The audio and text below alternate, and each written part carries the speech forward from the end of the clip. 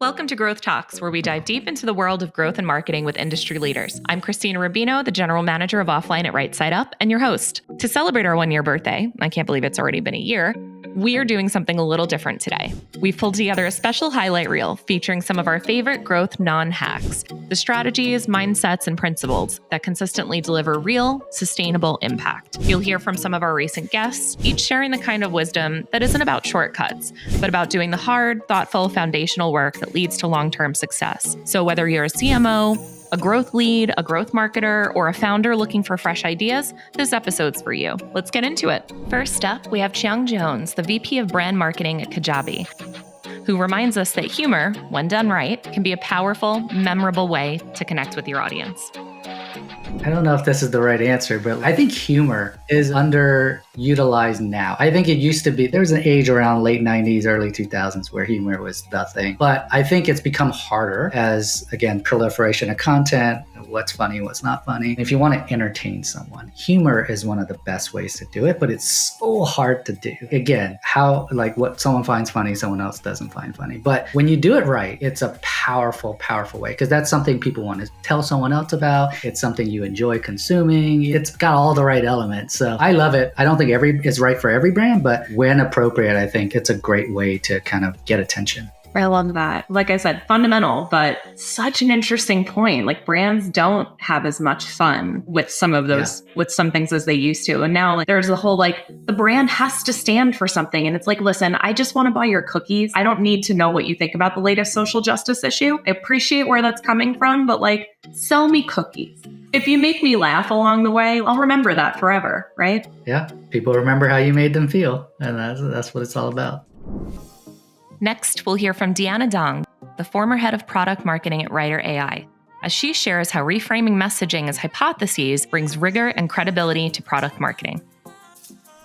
I think I thought of this mostly in the context of PMM work. And I actually think my non-hack for PMM, I think is actually something that growth marketers do a lot, which is to frame things as hypotheses and thinking of ways to test them.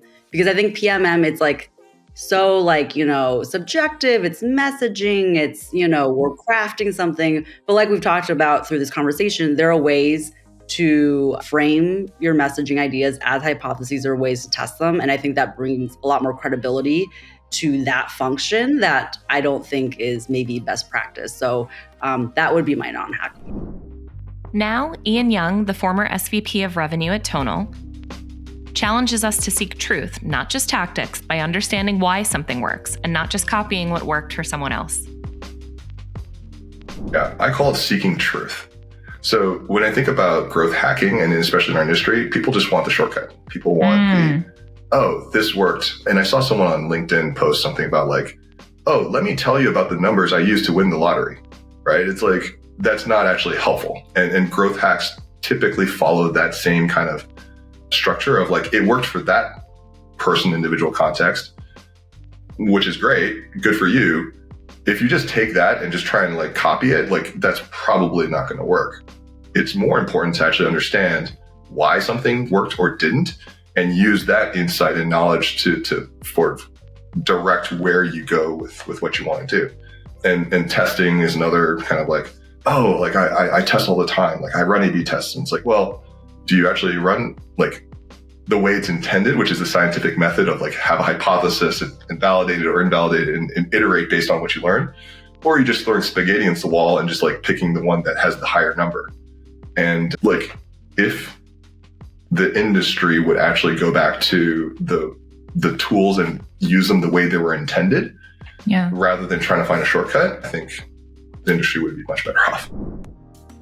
Up next, Laura Brooks, co-founder of the Foundation Collective, makes the case for building a strong marketing foundation before chasing shiny new tactics. It's about the right product, right creative, right funnel, then the fun stuff. Yes. Oh my gosh. I love this question.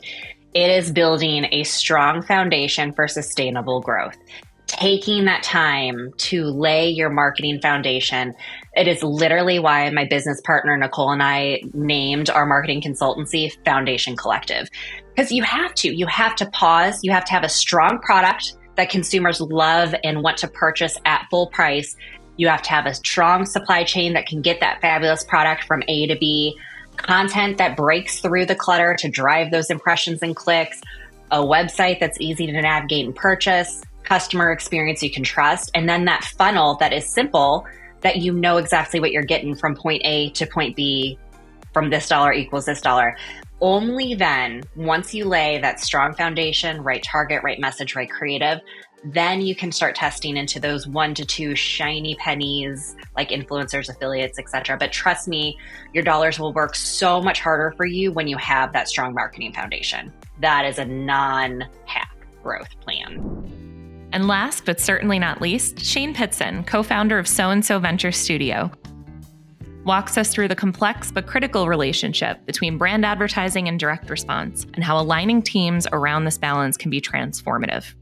Growth unhack that is maybe not my favorite, but is one that I've spent a lot of time working on and thinking through and coaching people through, both from an executive team perspective, an investor perspective, an operational partner perspective, is the relationship between brand advertising and direct response advertising, how to structure media budgets accordingly and how to manage expectations surrounding media investments. It's not the shiny side of growth, but it's when you go back to some of the marketing principles, it's really rewarding, because when you start to really dive into that, you start to say, okay, well, what are we building? Are we building something that sells more widgets tomorrow? Or are we building a brand that people will love in 10 years, in 20 years? And why do people love our brand? Like, what makes us different? Like, going through that type of exercise opens up a lot of, I would say, marketing 101 type questions. I think people don't ask often enough. However, I'll caveat that with, there's a lot of opportunity for science and data analytics and applied in ways that a lot of marketers before didn't have access to. And being able to think through interesting like match market testing and geographic holdout testing, not only to measure direct response, but to think through lifts in brand awareness, and then to think about your particular categories purchase frequency, and to go back to some of those post-purchase survey results and even customer census results, and to think about the media diet of your customer, not necessarily of a panel from one of the legacy providers, et cetera, or to then supercharge that with a panel from one of those providers. We're so excited about entering this space. Is such a great reminder, and is a long process and a hard process. I'm here to chat with anybody about that. Like, I've been a sounding board to many on that front, and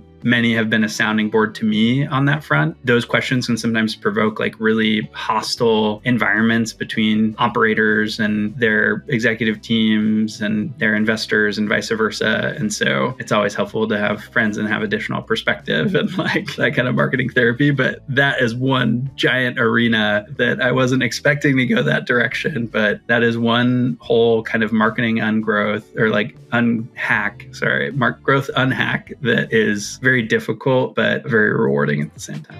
Thanks for joining us on this episode of Growth Talks. We hope you found our discussion insightful and fun. Don't forget to like, comment, and subscribe to our channel for more valuable content. And if you're excited and ready to start up-leveling your growth strategies and execution, Right Side Up has you covered. Right Side Up is a leading growth marketing agency that has partnered with over 1,000 companies of all stages and sizes to help them meet and exceed their growth goals. With expertise across all growth marketing functions, we can help you evaluate product market fit, develop customer acquisition strategies, navigate executional challenges and staffing gaps, and make pivotal decisions with confidence. And whether you need one individual or a custom-built, full-service team, we'll find you the right A+ talent. Visit us at rightsideup.com to see how we can help you and your company.